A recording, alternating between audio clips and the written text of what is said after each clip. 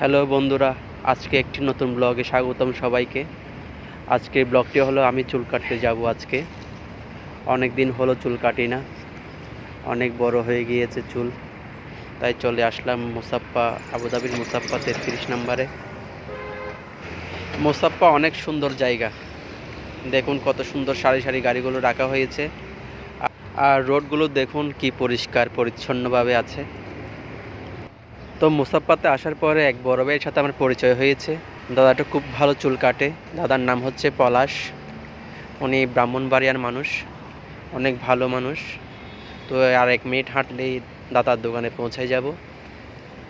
এই আর 1 মিনিট সামনে দেখা যাচ্ছে যে বিল্ডিংটা দেখা যাচ্ছে, ওই বিল্ডিংয়ে দাদার দোকান। ওই যে সাইনবোর্ড, আমি কাছাকাছি চলে এসেছি। যে আর একটু ডান পাশে দাদার দোকান।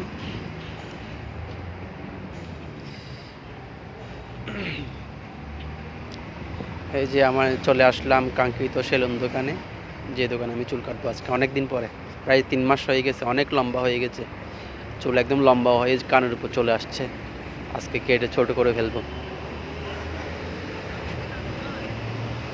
কি অবস্থা দাদা? হরে কৃষ্ণ, ভালো আছেন? খাওয়া দাওয়া করছেন?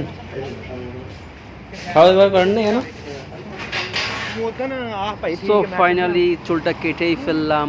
দেখুন বন্ধুরা, চুল কাটার পরে আমাকে একটু বলবেন সবাই। লুকটা পুরো চেঞ্জ হয়ে গেছে, আগে অনেক বড় চুল ছিল, ছোট করে ফেলছে কেটে।